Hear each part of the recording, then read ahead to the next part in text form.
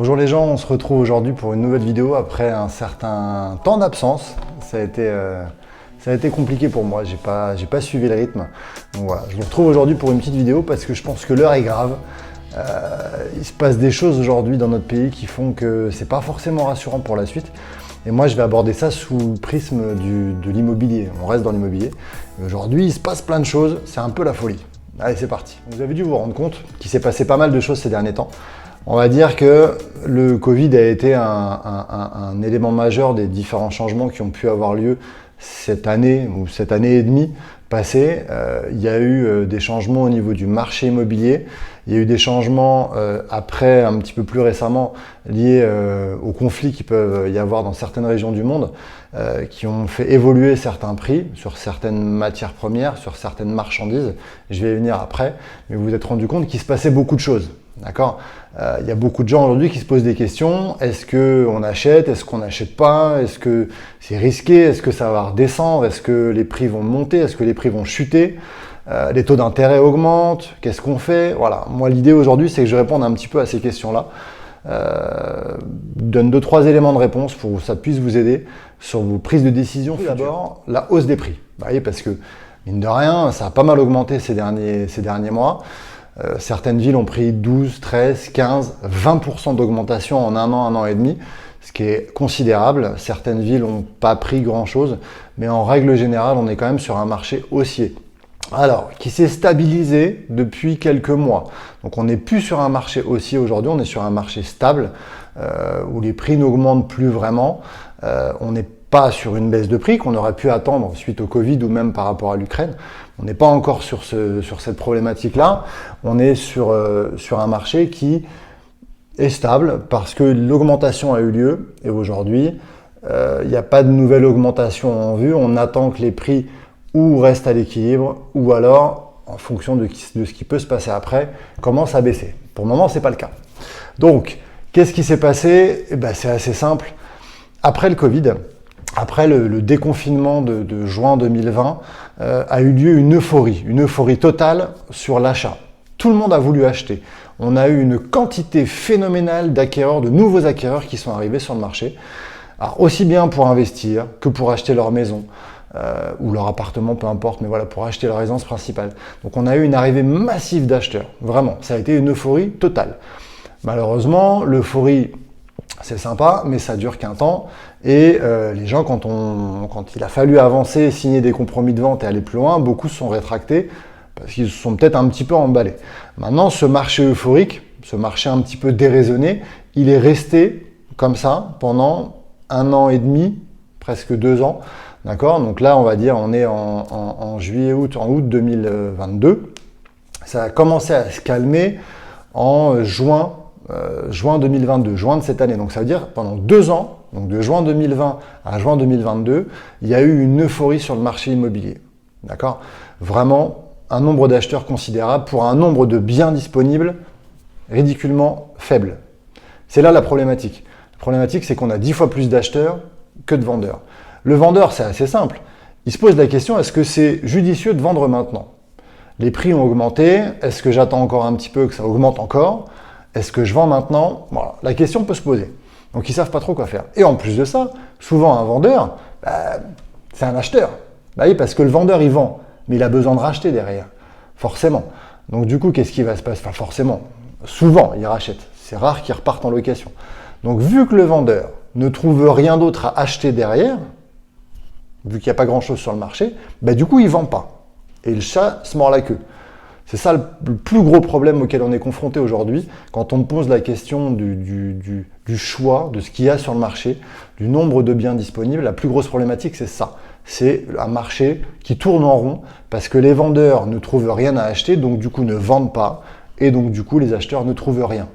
C'est ça le problème. C'est un vrai cercle vicieux. Donc ça, c'est la première problématique. Ensuite, l'augmentation des prix. On s'attendait à ce que ça baisse. On se dit, crise du Covid, il va y avoir une baisse de prix. D'accord? Ça va se casser la gueule. Non, pas du tout. En fait, ça a eu l'effet inverse. Les prix ont augmenté. Parce que justement, ce phénomène de plus de demandes que d'offres. Pour le moment, je ne pense pas. Quand on me pose la question, est-ce que ça va baisser? Je ne pense pas pour le moment, pour la simple et bonne raison qu'on va arriver au point numéro 2 de cette vidéo, c'est la hausse des coûts de construction et la hausse des matériaux, des prix des matériaux. Ça, c'est la deuxième problématique. Alors, qui est arrivée un petit peu après. Qui est arrivée, ça a commencé un petit peu avec le Covid, parce que hausse du prix du container, hausse des produits venant de Chine. Donc, ça a été compliqué, grosse difficulté d'approvisionnement en bois, grosse difficulté d'approvisionnement de certains matériaux parce que les États-Unis ont acheté énormément de matériaux et du coup, il restait plus grand-chose pour le reste du monde. Et ce qui fait que forcément, s'il n'y a plus trop de produits pour nous, les prix augmentent pour les avoir. C'est ça le problème. Toujours pareil, principe de l'offre et de la demande. Donc, qu'est-ce qui s'est passé? Plus beaucoup de produits sur le marché, augmentation des matériaux. Qui dit augmentation des matériaux dit augmentation du coût de la construction. Pour construire une maison ou un immeuble, on a besoin de matériaux. Si les matériaux coûtent plus cher, forcément, l'immeuble, l'appartement ou la maison qu'on va acheter coûtera plus cher. C'est comme ça, on ne peut pas faire autrement. Donc voilà la problématique qu'il y a eu. Ça s'est encore plus aggravé avec l'Ukraine, forcément, parce que cette région du monde est un gros fournisseur de bois, parce qu'il y a le coût de l'énergie qui a augmenté. Pour produire un certain nombre de choses, je vous prends l'exemple par exemple des tuiles ou même des briques. C'est très compliqué aujourd'hui d'avoir des tuiles ou des briques. Pourquoi? Parce que les tuiles et les briques sont faits dans des fours, que les fours consomment de l'énergie et que l'énergie coûte plus cher. Donc du coup, la brique ou la tuile coûte plus cher. Tout est lié en fait, et la problématique elle est là. Donc si les matériaux coûtent plus cher, forcément les biens coûteront plus cher et le marché ne baissera pas. D'accord? Donc à la question, est-ce que le marché, est-ce que les prix vont baisser? Pas pour le moment, pas pour le moment. Et là on arrive au troisième point, la hausse des taux des crédits, la hausse du taux d'intérêt. Alors oui, les taux d'intérêt augmentent, pas de souci.